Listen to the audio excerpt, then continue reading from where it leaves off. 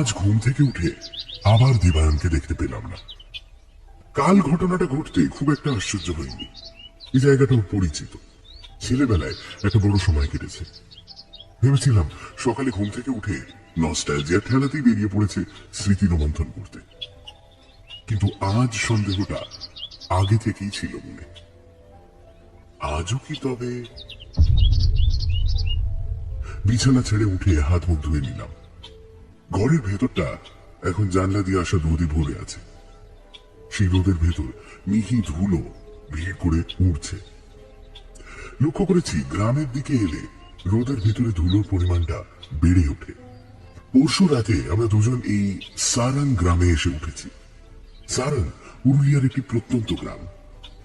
এমনিতে শহরের শীত আর অফিসে কটা দিনের ছুটি পড়লেই আমরা দুজনে এদিক ওদিক ঘুরতে বেরিয়ে পড়ি। এই বছরের মাঝামাঝি দেবায়ন বায়না ধরে যে এবছর শীতে সারাঙে না আসলেই নয়। আমি গাই গুই করছিলাম, ওর এখানে ছোটবেলায় বছর 5 কেটেছে, ও যায় যাক, কিন্তু আমি এসে কি করব? দেখার মতো তো কিছুই নেই। অকারণেই একটা এদো গায়ে 3 দিন কাটিয়ে যাওয়া। দেবায়নের কিন্তু ওই এক গো, কোথাও যদি যাওয়া হয় তাহলে ওই সারাং। শেষমেশ রাজি হয়েছে। চোখ মুখ ধুয়ে দরজা খুলে বেরোতেই উজ্জ্বল রঙের খেলায় চোখ ধাঁধিয়ে গেল। আমাদের গেস্ট হাউসটার সামনে যতদূর দেখা যায় একটা বিস্তীর্ণ জলাভূমি ছাড়া আর কিছুই চোখে পড়ে না। ছোট ছোট জঙ্গলি গাছ আর হলদে লতা পাতায় ভরে আছে জায়গাটা। গেস্ট হাউস থেকে একটু এগিয়ে গেলেই মাটি নরম হতে শুরু করে। বোঝা যায় কয়েক পা দূর থেকে জলের রেখা শুরু হতে চলেছে। এখন এই অদৃশ্য জলরাশির ওপর সাদা আর খয়েরি রঙের পরিযায়ী পাখিরা ভিড় করে আছে। মজার কথা হলো এদের মধ্যে কোনো পাখি ডাকতে পারে না, ফলে এতগুলো জীবিত প্রাণীর উপস্থিতি সত্ত্বেও ভারী নিস্তব্ধ হয়ে গেছে জায়গাটা। খানিকটা হেঁটে গেস্ট হাউসের পেছনে আসতেই মাঠটা দেখতে পেলাম। তার সঙ্গে একটু চোখ ঘোরাতেই কুয়োটা। সঙ্গে সঙ্গে চোখ আটকে গেল আমার। কুয়োটার ঠিক পাশেই সাদা রঙের কি যেন পড়ে আছে। ভালো করে দেখতে না পেলেও মনে সন্দেহের রেশ রইল না। এই নিয়ে পরপর 2 দিন। ভারী আশ্চর্য ব্যাপার তো। কুয়োটা যেখানে মাটিতে এসে মিশেছে ঠিক সেইখানে মাথা গুঁজে পড়ে আছে দেবায়ন। আমি মৃদু ঠেলা দিলাম তাকে। কিরে? সে একটু নড়ে উঠল, মুখ দিয়ে শব্দও করলো, কিন্তু চোখ খুলল না। কি হয়েছে বলতো তোর? আরো বাড়তিনেক ডাকাডাকির পর চোখ খুলে গেল। 2-1 সেকেন্ড চারপাশটা দেখে নিয়ে ধরপড় করে উঠে বসলো সে। আমি আমি এখানে? কাল এই নিয়ে বেশি প্রশ্ন করিনি আমি। তার উত্তর দেওয়ার খুব একটা ইচ্ছে ছিল না, কিন্তু আজ চেপে ধরলাম। এই রাতে কি হয় বলতো তোর? এখানে চলে আসিস কেন? ধাতস্থ হতে একটু সময় নিল দেবায়ন। উত্তর না পেয়ে জিজ্ঞেস করলাম, কাল রাতের কথা কিছু মনে আছে? ঠিক ঠিক মনে পড়ছে না। মনে হয় রাতে রাতে জোরালো গলায় বলল সে। পুরো কথাটা শেষ না করেই থেমে গেল। রাতে এখানে এসেছিলি কেন? থমথমে গলায় বলে দেবায়ন। কি জানি, মনে হলো কেউ ডাকছে আমায়। কেউ একটা। অন্য সময় হলে ধরেই নিতাম আমাকে ভয় দেখানোর জন্য পাতি মিথ্যে কথা বলছে, কিন্তু এখন তার মুখের দিকে তাকিয়ে সত্যি ভয় লাগলো আমার। কেউ ডাকছে মানে? কে ডাকছিল? জানি না। এই কুয়োটার ভেতর থেকে মুখ তুলে কুয়োটা দেখালো সে। আমি প্রথম ভালো করে তাকালাম সেটার দিকে। কুয়োটা যে পরিত্যক্ত সেটা বাইরে থেকে একবার দেখেই বোঝা যায়। চারপাশ জুড়ে আগাছা জন্মেছে। মাটি ছাড়িয়ে উপরে উঠে কুয়োর গোটাটাই ঢেকে ফেলেছে তারা। তার ফাঁক দিয়েও বেশ বোঝা যায় কুয়োটা পাথরের। মাথার উপরে খোলা অংশটা সিমেন্টের স্ল্যাব দিয়ে ঢাকা। স্ল্যাবের কয়েকটা জায়গায় এবড়ো খেবড়ো হওয়ায় ছোট ছোট ফাঁক হয়ে আছে। ফাঁকের উপর চোখ রাখলাম আমি। অন্ধকার ছাড়া কিছুই দেখতে পেলাম না। ছোটবেলাতেও এমন হতো জানিস, মনে হতো একটা মানুষ যেন বন্দী হয়ে আছে ওর ভেতরে। কোনো কোনো দিন রাতে অজান্তেই হেঁটে চলে আসতাম এখানে। সকালে মাঠে এসে কেউ দেখতে পেয়ে বাড়ি দিয়ে আসতো আমাকে। বাড়ির লোক যে কেন শহরে পাঠিয়ে দিয়েছিল এবার বুঝতে পারছি। একটা হাত ধরে টেনে তাকে দাঁড় করিয়ে দিই আমি, পিঠে একটা চাপড় মেরে বলি, ওর ডাকের গল্প পরে হবে না হয়, এখন পিঠের ডাকে সাড়া দেওয়া দরকার। সেই কার্তিক বলে ছেলেটার তো দেখা নেই। আমার পাশাপাশি হাঁটতে লাগলো দেবায়ন। মুখ থেকে থমথমে ভাবটা গেল না তার। কেন চলে এলাম বলতো রাতে? কে ডাকছিল? আমার মনে হয় ঘুমের ঘরে কিছু স্বপ্ন টপ্ন দেখিস তুই। পরপর দুদিন একই স্বপ্ন দেখবো? তাছাড়া স্লিপ ওয়াকিং এরও কোনো হ্যাবিট নেই আমার। আর কিছু বললাম না, প্রসঙ্গটা আপাতত এড়িয়ে যাওয়াই ভালো। গেস্ট হাউসে পৌঁছতে দেখলাম কার্তিক টেবিলের ওপর সকালে চা দিয়ে গেছে। দেবায়ন জামা কাপড় ছেড়ে পরিপাটি হয়ে চা নিয়ে বসলো। মুখ থেকে ছায়া কিন্তু সরেনি এখন। আমি টোস্টে একটা কামড় বসিয়ে বললাম, কাছাকাছি টুর্নামেন্টে পাহাড় আছে, আজ দুপুরে যাবি নাকি? হ্যাঁ হ্যাঁ, শরীরটা ঠিক ভাল লাগছে না, মাথাটা ভার হয়ে আছে। সে কি, কাল রাত্রে তো দেখবি ছেলে। অন্য কিছু বলার চেষ্টা করছিল দেবায়ন, থুতনিতে হাত রেখে কথাটা বদলে নিয়ে বলল, তোকে একটা কথা বলা হয়নি সায়ন্তন। কি কথা? ওই কোটার ভেতরে কেউ থাকে। তোর কি মাথাটা একেবারে গেছে? এক বর্ণ মিথ্যে বলছি না, একটা বাচ্চা, আমার মতোই বয়স ছিল তার। আমি ওর গলার আওয়াজ শুনেছি। টেবিলে চাপড় মারি আমি। আরে কোনো রাস্তার পাগল কেউ এসব প্রলাপ বকতে শুনিনি আমি।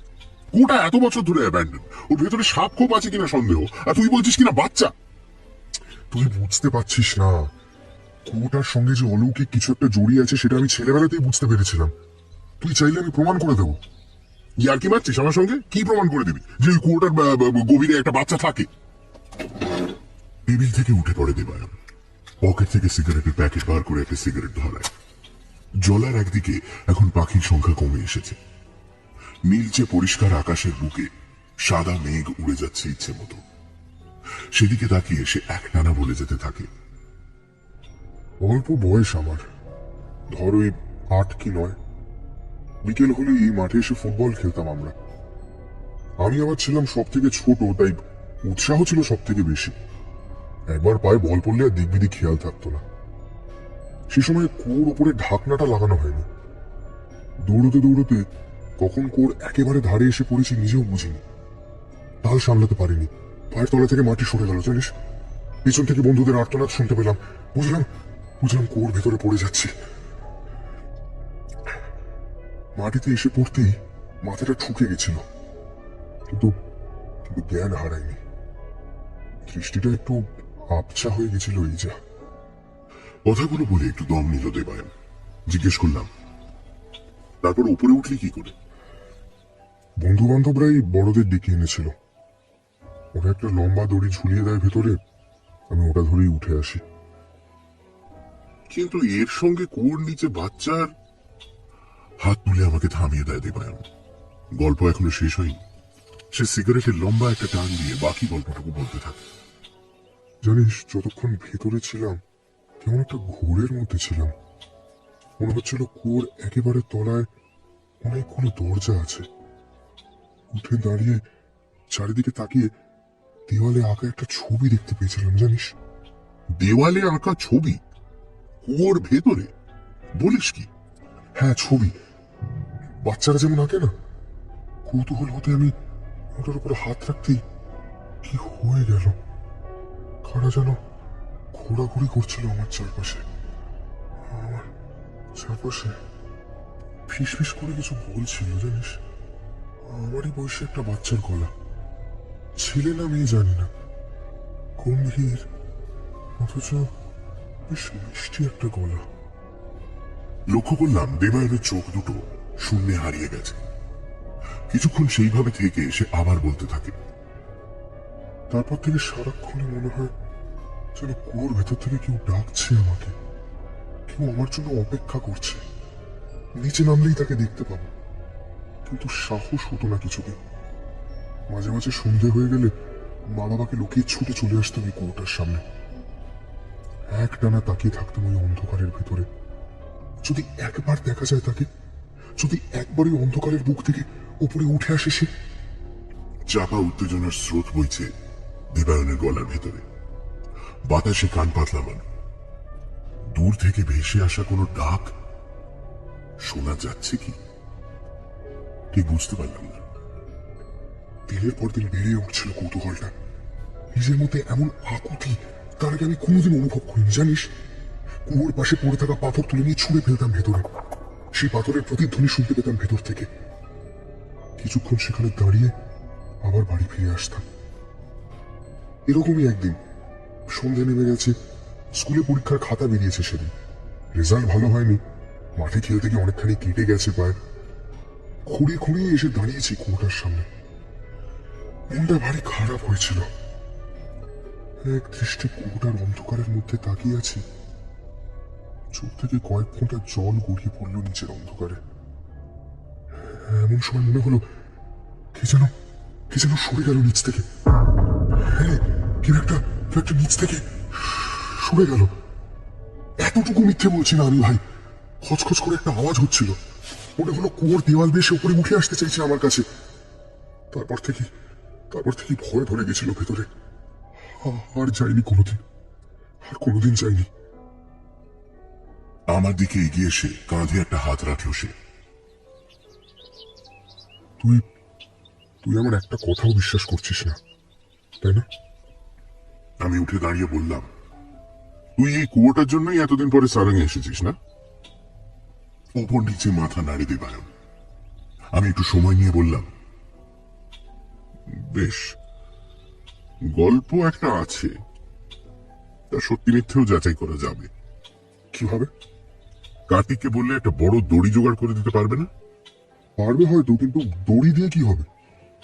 আমি দেবায়নের সামনে গিয়ে দাঁড়ালাম। একবার ভেতরে নেমে দেখাই যাক না কি আছে। এতক্ষণের উদ্বেগটা কেটে যায় দেবায়নের মুখ থেকে। তার বদলে কয়েকটা ভয়ের রেখা খেলে যায়। মানে বলছিস আমরা ওর ভেতরে নেমে দেখবো? যদি কিছু গোলমাল হয়? গোলমাল কিসে? যদি তেমন কিছু না থাকে তাহলে আবার উঠে আসবো। অবশ্য সাপখোপ বা পোকামাকড়ের রিস্কটুকু নিতেই হবে। দেবায়ন নিমরাজি হয় বটে, কিন্তু মুখ দেখে বোঝা যায় এক রাশ অজানা দুশ্চিন্তা ঘিরে রেখেছে তাকে। থেমে থেমে হিসেব করে কথাবার্তা বলছে। দুপুর থেকে শরীরটাও খারাপ হতে থাকে ওর। জ্বর নেই বটে, কিন্তু হাত পা প্রচন্ড দুর্বল। খাওয়া দাওয়াও করেনি। কার্তিককে বলা ছিল বিকেলের আগেই একটা মিটার 10 লম্বা দড়ি রেখে গেছে ঘরের এক কোণে। একটু অবাক হয়েছে ছেলেটা। মুশকিল হলো দেবায়নকে নিয়ে। বিছানা থেকে নামার ক্ষমতা নেই। এদিকে জেদ আছে 16 আনা। যেভাবেই হোক আজ কুয়োর ভেতরে নামতেই হবে তাকে। ব্যাপারটা বিপজ্জনক।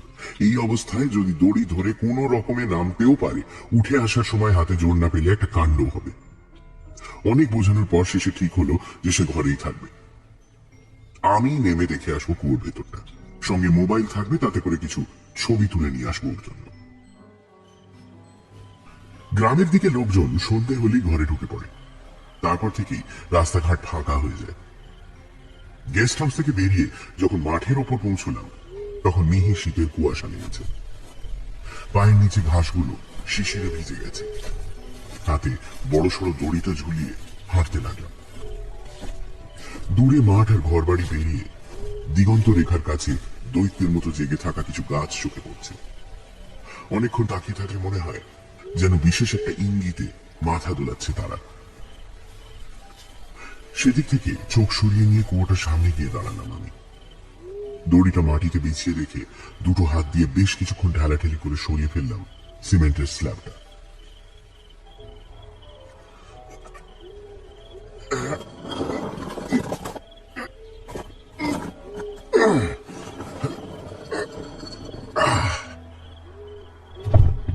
ভারী শব্দ করে মাটির উপর এসে পড়ল সেটা। দড়িটা শক্ত করে বেঁধে ফেললাম স্ল্যাবটার সঙ্গে। পিছিয়ে এসে দাঁড়িয়ে বড় করে নিঃশ্বাস নিলাম।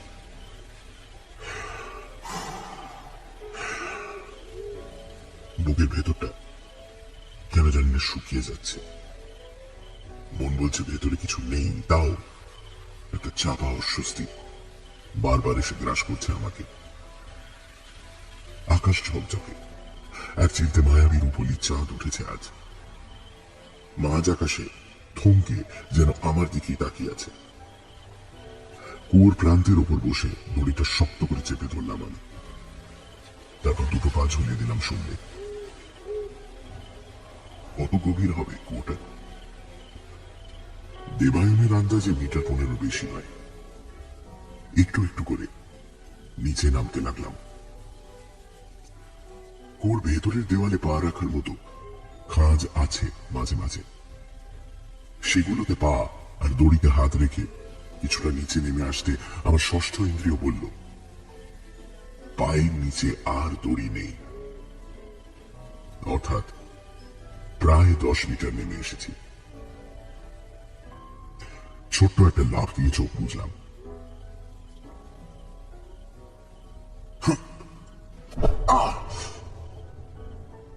পায়ে সজোরে একটা ধাক্কা লাগতে বুঝলাম নিচে এসে পড়েছি। মাটির উপরের আওয়াজ কমে এসেছে এখানে। পোকামাকড়ের শব্দ শোনা যাচ্ছে না। কোমরে জড়ানো ব্যাগটা থেকে টর্চটা বার করে জ্বালালাম। কুয়োর ভেতর দিকের দেওয়ালটা মাকড়সা ঝুলে ঢাকা। এগিয়ে গিয়ে দুহাতে ঝুলগুলো সরাতেই দেওয়ালের একটা অংশে চোখ আটকে গেল। হ্যাঁ, সত্যি লালচে রঙের শুকনো কালির রেখায় একটা মানুষের ছবি আঁকা আছে সেখানে। ঠিক যেন একটা বছর 10-এর বাচ্চা কাঁপা কাঁপা হাতে ছবি আঁকার চেষ্টা করেছে দেওয়ালে। টর্চটা বাঁ হাতে ধরে ডান হাত দিয়ে সেটার মাথার কাছটা স্পর্শ করতেই মাথাটা তুলে উঠল আমার। যেন মিষ্টি গন্ধের পারফিউমের বোতল হঠাৎ খুলেছে কেউ। ওপরে তাকাতে মনে হলো গোটা আকাশটা যেন কুয়োর খোলা মুখের উপরেই নেমে এসেছে। বিদ্যুৎ প্রবাহের মতো একটা তরঙ্গ খেলে গেল আমার শরীরে। কুয়োর গোল দেওয়ালটা যেন চতুর্দিকে প্রসারিত হয়ে যাচ্ছে। মাটির তলায় লুকোনো একটা বিরাট হল ঘরের ভেতরে এসে দাঁড়িয়েছে। বুকের রক্ত ঠান্ডা হয়ে গেছিল। নিজের চোখে যা দেখছি নিজেরই বিশ্বাস হচ্ছে না। কোথা থেকে আবছা হলদে আলো ভেসে এসে ভরিয়ে তুলেছে আমার চারিদিক। খেয়াল করলাম আমার চারপাশের দেওয়াল জুড়ে সারি সারি ছবি খোদাই করা। যেন কুয়োর ভেতর থেকে এসে দাঁড়িয়েছি পুরো আদিম গুহায়। কলকল করে বয়ে যাওয়া জলের শব্দ। কান পাতলে শোনা যায় তার মধ্যে মিশে আছে মানুষের গলার আওয়াজ। পৃথিবীর অতল গহ্বরে নিমজ্জিত কোন খাদের ভেতর থেকে একযোগে আর্তনাদ করে চলেছে বহু মানুষ। হতভম্বের মতো এগিয়ে গিয়ে দেখতে লাগলাম সেই গুহা চিত্রের সার। এ কোথায় এসে পড়েছে আমি? সত্যি কি একসময় মানুষ থাকতো এখানে? যারা থাকতো তারাই বা গেল কোথায়? হঠাৎ মনে হলো দেওয়ালে আঁকা ছবিগুলো নিছক আঁকি বুকি নয়, নির্দিষ্ট একটা প্যাটার্ন আছে তার থেকেও বড় কথা, একটা বিশেষ মানুষের ছবি যেন বারবার ফিরে এসেছে। দেওয়াল জুড়ে ছবির মাধ্যমে একটা গল্প ফুটিয়ে তুলতে চেয়েছেন শিল্পী। পরপর প্যানেলগুলোর উপরে চোখ বুলিয়ে গল্পটা বোঝার চেষ্টা করলাম আমি। অনেকগুলো মানুষ এক জায়গায় জড়ো হয়েছে। তাদের ঠিক মাঝ বরাবর একটা বড় সড়ো গর্ত। সেই বিরাট গর্তটার দিকে তাকিয়ে আছে তারা। তারপরে ছবিটায় পেছন থেকে মেয়েলি গলার শব্দ ভেসে আসতে আমি চমকে পেছনে ফিরলাম। হাত থেকে ছিটকে পড়লো টর্চটা। একটা নরম হাতের স্পর্শ আমার কাঁধ ছুঁয়ে গেল। কে কে এখানে? মিহি ব্যাঙ্গের হাসি শোনা গেল। নিজেই এসেছো আমার কাছে, আবার জিজ্ঞেস করছো আমি কে? এখানে কোনো মানুষ থাকতে পারে না। কে তুমি? আমি তো বলিনি আমি মানুষ। তবে তবে তুমি কে? গলা শুনে মনে মনে কিছু একটা ভেবে নাও। যা ভাববে আমি তাই। গলাটা ঠিক কোথা থেকে আসছে বোঝা যাচ্ছে না। মিষ্টি একটা গন্ধ ভেসে ছড়িয়ে পড়ছে বাতাসে, আমাকে আচ্ছন্ন করে ফেলছে গন্ধটা। এই কি তবে কুয়োর ভেতরে থাকে? আজ এতদিনে তার বয়সও বেড়ে গেছে। হায় ভগবান, এও কি সম্ভব? কবে থেকে এখানে আছো তুমি? কয়েক লক্ষ বছর, কয়েক কোটিও হতে পারে। সময়ের হিসেবটা না আমি আর বুঝতে পারি না। মেয়েটার গলা প্রতিধ্বনিত হচ্ছে গোটা হল জুড়ে। আমি পিছিয়ে এসে দেওয়ালে পিঠ রেখে দাঁড়ালাম। কি করো তুমি এখানে? অপেক্ষা। কার? এবার আর উত্তর এলো না। তার বদলে মৃদু একটা চাপ পড়লো আমার হাতে। এসো আমার সঙ্গে। কোথায়? এসো না। আমি আপত্তি করতে পারলাম না।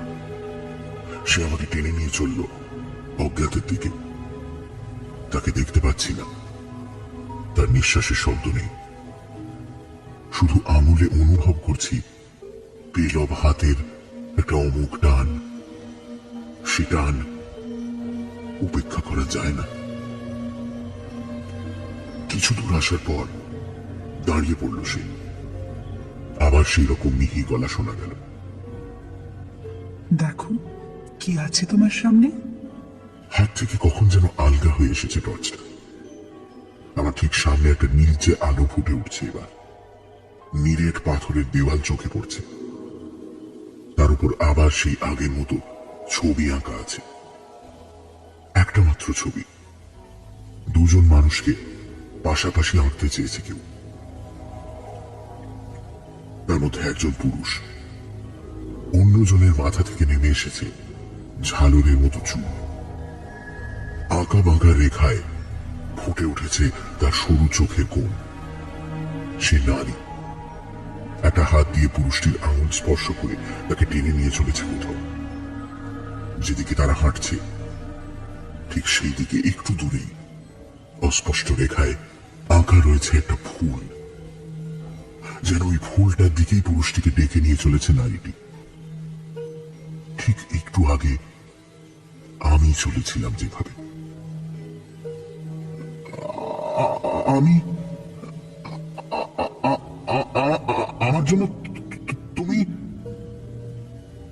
এত লক্ষ বছর ধরে কি তবে আমার জন্যই অপেক্ষা করে চলেছে সে? অন্ধকার এখনো ঢেকে আছে তার মুখ। সেই বাঁশির মতো গলায় এবার গুনগুন করে একটা শব্দ করছে সে। সেটা সুর না মন্ত্র আমি বুঝতে পারলাম না। আমার জন্য এত বছর অপেক্ষা করেছো তুমি? কিন্তু কেন? তার অদৃশ্য শরীরের টান আমাকে আর স্থির থাকতে দিল না। হাতে টর্চটা সামনে তুলে ধরে আলো জ্বালালাম। কোথাও নেই সে। কুয়োর ভেতরে সেই মাকড়সার ঝুলে ঢাকা দেওয়ালের একেবারে মাঝখানে দাঁড়িয়ে আছি আমি। মুখ তুলে উপরে তাকালাম। প্রথম দেখা সেই লালচে রেখার ছবিটাও এখন স্পষ্ট দেখতে পাচ্ছি দেওয়ালে। সেটা ছাড়া বাকি সবকিছু যেন স্বপ্নের মতো মিলিয়ে গেছে। তাহলে কি স্বপ্ন দেখছিলাম এতক্ষণ? না না না, তা হতে পারে না। মাথার ভিতরে এখনো সেই সম্মোহনী কণ্ঠ বেজে চলেছে। হাতের আঙুলে এখন লেগে আছে তার ছোঁয়া। এই স্বপ্ন নয়, কিছুতেই স্বপ্ন নয়। দেওয়ালে আঁকা ছবিটার উপর আবার হাত রাখলাম। আগের মতো কিছুই হলো না। একটু পিছিয়ে এসে জোর গলায় ডাক দিলাম আমি। কোথায় চলে গেলে তুমি? ফাঁকা কুয়োর ভেতরে ডাকটা প্রতিধ্বনিত হলো। টর্চটা আবার চারদিকে ফিরিয়ে খোঁজার চেষ্টা করলাম। মাকড়সার জালের ফাঁকে ফাঁকে কিছু গুলমলতা আর বুনো ফুল ফুটেছে। আর কিচ্ছু নেই। সে হারিয়ে গেছে। ঝুলন্ত দড়িটা ধরে পাথরের খাঁজে পা রেখে রেখে উপরে উঠে এলাম আমি। এর মাঝে কতক্ষণ কেটেছে জানি না। বাইরে বেরিয়ে ফাঁকা মাঠের ঘাসে পা রাখতেই মনে হলো অন্য একটা জগতে এসে দাঁড়িয়েছি। এই জগৎটা আমার নয়। উপরে তাকালাম, আকাশের সরু চাঁদটা এখনো ভ্রুকুটি করে তাকিয়ে আছে আমার দিকে। দড়িটা গুটিয়ে নিয়ে গেস্ট হাউসের দিকে হাঁটতে লাগলাম। এক অদ্ভুত মোহাচ্ছন্ন ভাব এসে বারবার পথ ভুলিয়ে দিচ্ছে আমাকে। দূর থেকে দেখতে পাচ্ছি গেস্ট হাউসটা, অথচ বারবার অন্যদিকে চলে যাচ্ছি। মনে হচ্ছে এখনো অদৃশ্য কেউ হেঁটে চলেছে আমার পাশে। তার পায়ের শব্দ নেই, নিঃশ্বাসের শব্দও নেই, তবু সে আছে।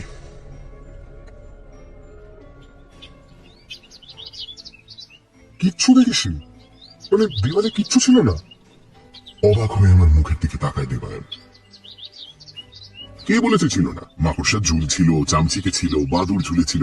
কতবার তোর কথা জিজ্ঞেস করলো। তার মানে আমি ভুল দেখেছিলাম। তোর বিশ্বাস না হয় নিজেই গিয়ে দেখে আসিস না হয় আজ।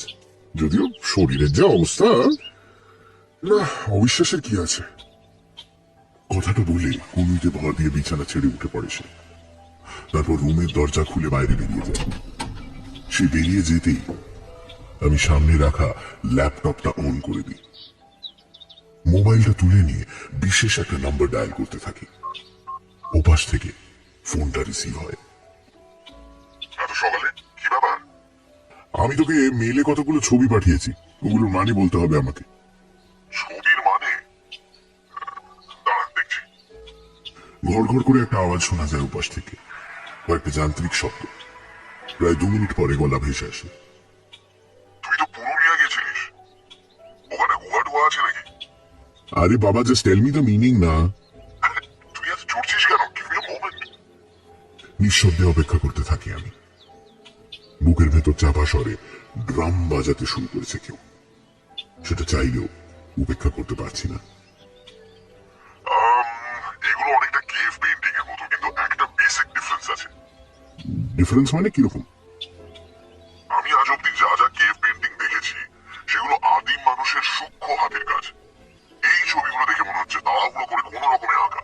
আদিম মানুষের জীবনে অত তাড়া ছিল না। স্ট্রেঞ্জ লাগছে দেখতে। মানে কি এগুলো? মানে এরকম ইনস্ট্যান্টলি বলা সম্ভব নয়। ছবিগুলো অনেকটা কার্টুন ফরম্যাটের, সঙ্গে কিছু সিম্বলও আছে। তবে সব মিলিয়ে যতদূর মনে হয় একটা মেয়ের কথা বলা হচ্ছে। মেয়ে মানে কিরকম মেয়ে? I really don't know. Engraving গুলো তেমন স্পষ্ট নয়, তাছাড়া আলো কম, আর একটু ক্লোজলি দেখতে হবে। তুই এগুলো পেলি কোথায় বলতো? ফোনটা রেখে দিতে যাচ্ছিলাম আমি, ওপাশ থেকে আবার গলা শোনা গেল।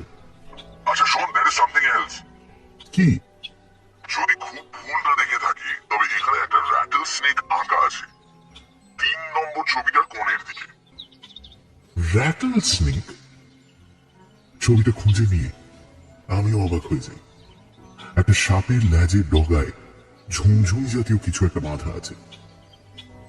কিন্তু মেয়েটার সঙ্গে র্যাটল স্নেকের সম্পর্ক কি? আমার মনে হয় সাপটা এখানে সিম্বলিক। র্যাটেলের লেজের ডগায় যে ঝুমঝুমিটা বাঁধা থাকে ওটা অন্য প্রাণীদের জন্য একটা ওয়ার্নিং হিসেবে কাজ করে। ওই ঝুমঝুমির শব্দ আসছে মানে কাছাকাছি কোথাও একটা র্যাটল স্নেক আছে। আমার মনে হয় র্যাটল স্নেক একে কেউ ওয়ার্নিং বোঝাতে চেয়েছে। কিন্তু তুই... আর কিছু না বলেই ফোনটা কেটে দিলাম আমি। দেবায়ন চায়ের কাপ হাতে নিয়ে ঘরে ঢুকেছে। আমার কাপটা সামনে রেখে সে বলল, শোন না, শরীরটা কালকের তুলনায় একটু চাঙ্গা লাগছে বুঝলি। কাল পাহাড়ে যাবে বলছিলি না? আজ দুপুরের দিকে বেরোবো না হয়। না রে, তুই যাস, আমার একটু কাজ আছে। কাজ? এখানে আবার তোর কি কাজ? আমি মুখে জোর করে হাসি ফোটানোর চেষ্টা করলাম। এই দেখি স্থানীয় লোকজনের থেকে একটু মহুয়া টুহা জোগাড় করা যায় কিনা। তোর তো আর ওসব চলে না। দেবায়ন মাথা নাড়ল। না, একা একা পাহাড়ে উঠে মজা নেই। তারপর জঙ্গলের মধ্যে রাস্তা হারিয়ে গেলে একটা কেলো হবে। একটা গাইড জোটাতে হবে। কথাগুলো বলে আমার মুখের দিকে ভালো করে তাকালো সে। তারপর কিছু একটা লক্ষ্য করে বলল, তোর আবার জ্বর হলো নাকি? কেন বলতো? আমার কপালে হাত রাখলো সে। মুখ চোখ কেমন একটা বসে গেছে মনে হচ্ছে তোর, দেখি। না, জ্বর তো নেই। তাহলে আমি মুখ দেখালাম। কাল থেকে ধকল কম গেছে নাকি? তার উপর তোর জন্য আবার এই বয়সে কুয়োর মধ্যে নামতে হয়েছে। হাত পা সব ব্যথা হয়ে গেছে। আচ্ছা, ভালো কথা, কাল রাতের দড়িটা আছে তো? হ্যাঁ, কার্তিককে সকালে বলে দিয়েছি, সন্ধ্যায় এসে নিয়ে যাবে। না না, আমরা যতদিন আছি এখানেই নয় থাক ওটা। আমার কথায় দেবায়ন একটু অবাক হলো বটে, কিন্তু আপত্তি করলো না। মিনিট 20 পরে সে জুতো পরে বেরিয়ে গেল ঘর থেকে। আমি টান টান হয়ে বিছানার উপর শুয়ে পড়লাম। সকাল থেকে কিছু খাওয়া হয়নি, কিন্তু তাও খিদে পাচ্ছে না আমার। কাল সারা রাত ঘুম হয়নি, অথচ এতটুকু ক্লান্তি অনুভব করতে পারছি না। আশ্চর্য, যতক্ষণ চোখ খুলে আছি ততক্ষণ মনে হচ্ছে ভেতর থেকে কেউ ডেকে চলেছে। কাল রাতে কুয়োর ভেতরে যার সঙ্গে পরিচয় হলো আমার, সে কে? কয়েক লক্ষ বছর ধরে কেন সে অপেক্ষা করে চলেছে আমার জন্য? আর দেওয়ালে আঁকা ওই ছবিগুলোরই বা অর্থ কি? ল্যাপটপ খুলে আবার ছবিগুলো দেখতে লাগলাম। সেগুলো দেখতে দেখতে হঠাৎ মনে হলো, চাইলেও ছবিগুলোর উপর থেকে চোখ সরাতে পারবো না আমি। একটানা তাকিয়ে আছি, চোখে পাতা পড়ছে না। বেশ বুঝতে পারছি এতক্ষণ উজ্জ্বল স্ক্রিনের দিকে তাকিয়ে থাকার জন্য চোখের শিরা উপশিরা লাল হয়ে ফেটে পড়ার উপক্রম করছে। জল পড়ছে, অথচ শত চেষ্টা করেও চোখ সরাতে পারছি না। হঠাৎ একদলা অন্ধকার ঝাঁপিয়ে পড়লো আমার সামনে। মনে হলো দুপুর গড়িয়ে সন্ধে নেমে গেছে ছবিগুলোর দিকে তাকিয়ে থাকতে থাকতে। কিন্তু ল্যাপটপের স্ক্রিনটাই বা নিভে গেল কি করে? মন দিয়ে কান পেতে শুনতে পেলাম ঘরের দরজায় আঙুলের টোকা পড়ছে।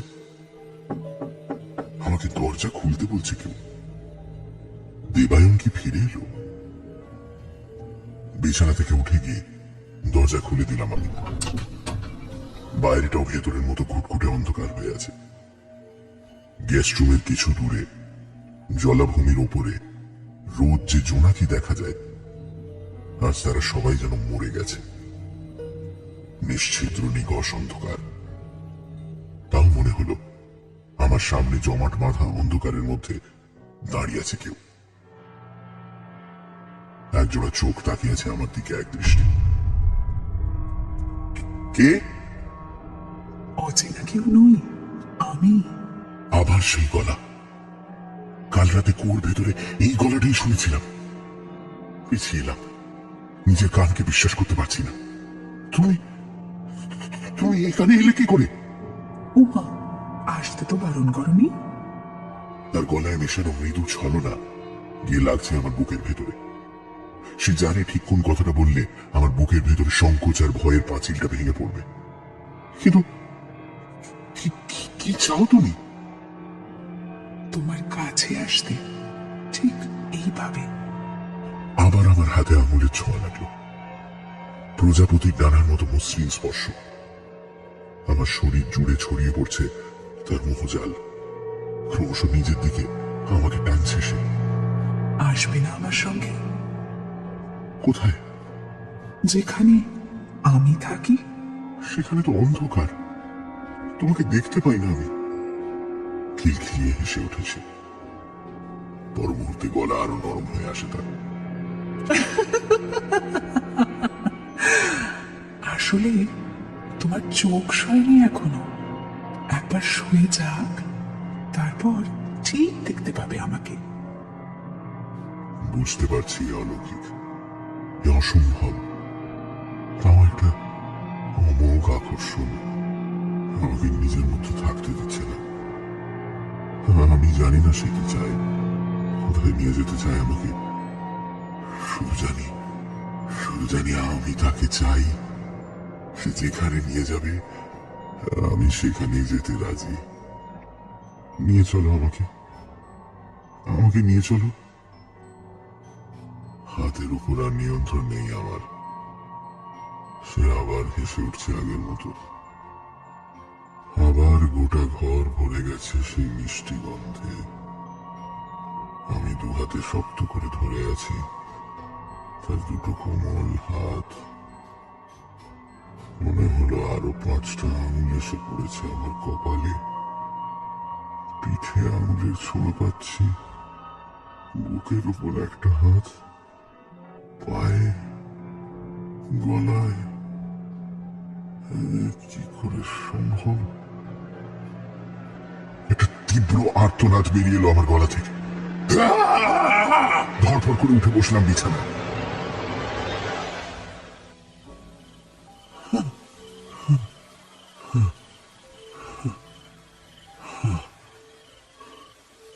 ঝিঝির ডাক ভেসে আসছে বাইরে থেকে। গোটা ঘর এখন ফাঁকা।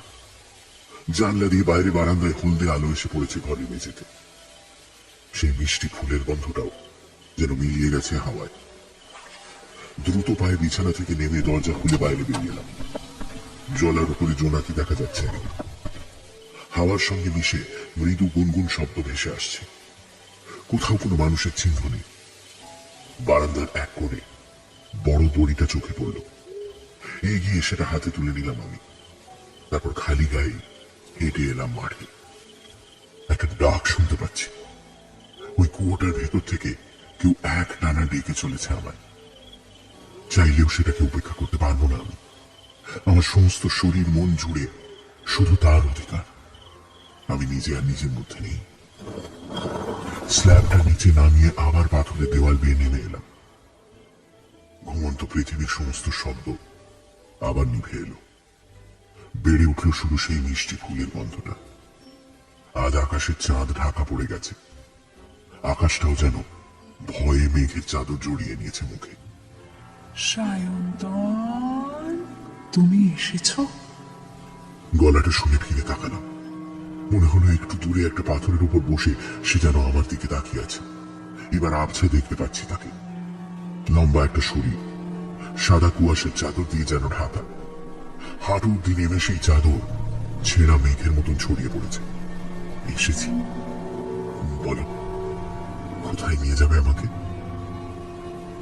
মনে হলো সে কাতর দৃষ্টি মেলে চেয়েছে আমার দিকে। উমা, আমি কখন বললাম তোমাকে নিয়ে যাব কোথাও? স্বপ্ন দেখলাম। সে আবার খলখলিয়ে হেসে উঠল। ঠিক স্বপ্ন যেমন হেসেছে। আমাকে স্বপ্নে দেখেছো বুঝি? আমি উত্তর না দিয়ে ঠায় দাঁড়িয়ে রইলাম। একটা আলো হাতে ছুটে গিয়ে তার মুখটা দেখতে ইচ্ছে করছে, কিন্তু জানি তাকে আমি ততটাই দেখতে পাবো যতটা সে নিজে দেখাতে চায়। আমি কোথাও নিয়ে যেতে চাই না তোমাকে। তোমাকে ফিরিয়ে দেব আমি। শুধু আসার সময় আমার প্যান্টের পকেটে থেকে গেছিল ফোনটা। এখন মনে হলো বেজে উঠছে সেটা। কাঁদ দিলাম না। শুধু একটা জিনিস দিতে চাই তোমাকে। শুধু তোমার জন্যে এত বছর ধরে আগলে রেখেছি। ফোনটা কেটে গিয়ে আবার বাজছে। আমি সামনে তাকিয়ে দেখলাম সেই কুয়াশার চাদর ছিঁড়ে একটা হাত এগিয়ে এসেছে আমার সামনে। হাতের আঙুলে ধরা একটা ফুল, অনেকটা রজনীগন্ধার মতো দেখতে ফুলটা। সেটা আমার দিকে এগিয়ে ধরেছে সে। নেবে না? ফোনটা বেজে চলেছে। রাগে সমস্ত শরীর কেঁপে উঠল আমার। পকেট থেকে বার করে রিসিভ করলাম ফোনটা। ওপাশ থেকে দুপুরের গলাটা শোনা গেল। কোথায় আছিস তুই? একটা কাজে আছি, কল মি লেটার। না শোন। কি হলো? নেবে না? আমি ফোনটা রেখে দিতে গিয়েও রাখলাম না। সজোরে ছুঁড়ে ফেলে দিলাম মাটিতে। কলটা কাটিনি। ওপাশ থেকে এখন গলা ভেসে আসছে। আজ গোটা দুপুর ধরে ছবিগুলোর মানে খুঁজে বের করেছি আমি। ছবিতে কোনো মেয়ের কথা বলা হয়নি। আমি তার হাতের কাছে এগিয়ে গিয়ে নিয়ে নিলাম ফুলটা। একটা তীক্ষ্ণ যন্ত্রণা ছড়িয়ে পড়লো আমার সমস্ত হাতে, যেন বিষাক্ত কাঁটা এসে ঢুকেছে হাতের তালুতে। বলা হয়েছে একটা ফুলের কথা, পৃথিবী থেকে লক্ষ বছর আগে হারিয়ে যাওয়া ফুল, যার একটা স্পেশাল অ্যাবিলিটি আছে। Hello, are you listening? এবার স্পষ্ট দেখতে পাচ্ছি তার মুখ। কি অপূর্ব সুন্দর চোখ দুটো তার। বুকের ভেতর অব্দি গিয়ে আছড়ে পড়েছে সেই চাহনা। ফুলের মিষ্টি গন্ধ হয় পোকামাকড়কে আকর্ষণ করার জন্য। পোকামাকড়ের পায়ে লেগে যাওয়ার রেণু দিয়ে বংশ বিস্তার করে ফুল। কিন্তু এখানে যে ফুলের কথা বলা হয়েছে সেটা টোপ হিসেবে ব্যবহার করে একটি মেয়েকে। মিষ্টি গন্ধর মতোই মেয়েটিকে কাছে লাগিয়ে শিকারকে কাছে টেনে আনে, তারপর তার শরীরের ভেতরে পুড়ে দেয় তার পরবর্তী প্রজন্মের বীজ। মনের দখল নেয় একটু একটু করে। শিকারের মৃত্যু হলে তার শরীর মাটিতে মিশে গেলে সেখান থেকে আবার জন্ম নেয় নতুন ফুল, আর এভাবেই বংশ বিস্তার করে এরা। এতক্ষণে পাথরের মতো নিশ্চল হয়ে গেছে সে, ঠিক যেন মোমের একটা মূর্তি। মনে হলো আমার হাত দিয়ে মিহি রক্তের ধারা নামছে। দুটো হাত এনে রাখলাম তার গালে। যতক্ষণ এর গন্ধ তোর নাকে আসবে তুই অন্য একটা জগতে চলে যাবি। মনে হবে একটা গুহার ভেতরে দাঁড়িয়ে আছিস তুই। যে ছবিগুলো আমাকে পাঠিয়েছিস সেগুলো এর আগের শিকাররাই গুহার দেয়ালে এঁকে এই ফুল সম্পর্কে সতর্ক করতে চেয়েছিল আমাদের। ঠিক কি কারণে এই ফুল পৃথিবী থেকে নিশ্চিহ্ন হয়ে যায় তা আর জানা যায় না। তুই ছবিগুলো তুলতে পেরেছিস মানে you are in danger. Hello, hello Sayantan. আমার দু হাতের মাঝখান থেকে মিলিয়ে আসছে সে, ঠিক ভোরের কুয়াশার মতো। মন বলছে আর কোনদিন দেখা হবে না মেয়েটির সঙ্গে, চিরকালের মতো। আমার সামনে থেকে হারিয়ে যাচ্ছে সে।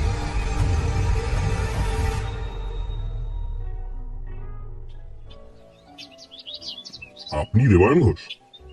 আগে হ্যাঁ। আজ সকাল থেকে আপনার বন্ধু সায়ন্তন বসুকে পাওয়া যাচ্ছে না। কেউ কেউ বলছে তাকে ভোরবেলা সবুজ টি শার্ট পরে গঙ্গার দিকে হেঁটে যেতে দেখা গেছে। আপনার কি মনে হয় উনি আত্মহত্যা করে থাকতে পারেন? দেখুন, যে সায়ন্তনকে আমি চিনতাম সে অনেক কাল আগেই মারা গেছে। তার খোলসের ভেতরে যে বেঁচে ছিল সে আত্মহত্যা করে থাকলে আমি অন্তত আশ্চর্য হব না। মানে 6 মাস আগে আমরা দুজনে মিলে সারাঙে ঘুরতে যাই, দিন তিনেকে ছুটিতে ট্যুর আর কি। ওখান থেকে ফিরেই সায়ন্তন কেমন একটা বদলে যায়। ভালো করে খাওয়া দাওয়া করতো না, ঘুমোতো না, বন্ধু বান্ধব এমনকি বাড়ির লোকের সঙ্গেও তেমন কথাবার্তা বলতো না। মানুষটা বোধহয় তখন থেকেই মরে গেছে। ইদানিং তেমন খোঁজ খবরও রাখিনি আমি। এই ট্যুরে কিছু হয়েছিল? মানে মানসিক আঘাত জাতীয়? দেখুন, আমার তো জানা নেই, তবে কুয়োর ভেতর নামতে গিয়ে হাতে কেটে গেছিল বেশ খানিকটা। সেটা আবার ঠিকও হয়ে যায় পরে। মোর ভিতরে নেমেছিলেন কেন? আমরা অ্যাডভেঞ্চারের টাইপের ছিলাম, খেয়ালই বলতে পারেন। ওনার টেবিল থেকে এই ছবিগুলো পেয়েছি আমরা। কেভ পেন্টিং এর ফটোগ্রাফ মনে হয়। শেষ কদিন নাকি এগুলোর দিকেই তাকিয়ে থাকতেন সারাদিন। দেখুন তো চেনেন কিনা। No idea.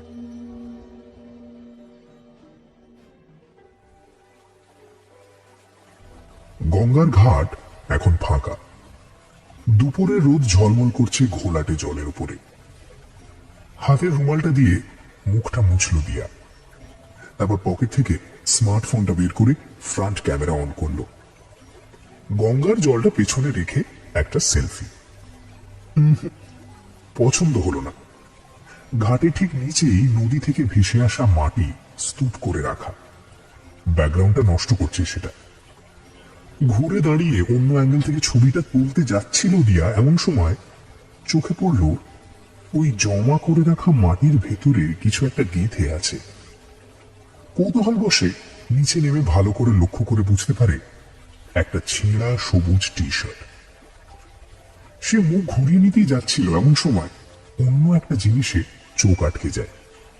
ঘাটের একদিকের মাটির উপর এক ঝাঁক ফুল ফুটে আছে। সাদা ফুল, অনেকটা রজনীগন্ধার মতো দেখতে। মৃদু হাওয়ার ধাক্কায় তারা মাথা দোলাচ্ছে, আর মিষ্টি গন্ধ ভেসে আসছে সেখান থেকে। ফুলগুলোকে ব্যাকগ্রাউন্ডে রেখে আরেকটা সেলফি তুলতে যাচ্ছিল দিয়া, হাত কেঁপে গিয়ে ছবি ঝাপসা হয়ে গেল। ডিলিট করে আরেকবার তুলতে যাবে, এমন সময় পেছন থেকে একটা ভারী পুরুষালী গলা বলে উঠল, মে আই হেল্প? ঘুরে দাঁড়িয়ে দিয়া দেখল ভারী সুন্দর দেখতে একটা ছেলে দাঁড়িয়ে আছে ঘাটের একেবারে উপরে। তার ঠোঁটের কোণে এত মিষ্টি একটা হাসি লেগে আছে যে সে নিজে না হেসে থাকতে পারল না। ছেলেটা বলল, আপনি বরঞ্চ একটা ফুল তুলে হাতে নিয়ে দাঁড়ান, আমি ছবি তুলে দিচ্ছি। আসলে গঙ্গার পাড়ে এলেই ছবি তুলতে ইচ্ছে করে। লাজুকভাবে হেসে বলল দিয়া। হায় নো। ফোনটা নিয়ে ছেলেটা ছবি তোলার জন্য পিছিয়ে যায়। সিঁড়ি দিয়ে কিছুটা নিচে নেমে ফুল তুলতে যায় দিয়া। ফুলের ভেতর কাঁটার মতো কিছু ফুটে যায় তার হাতে। মিষ্টি ফুলের গন্ধটা বেড়ে ওঠে।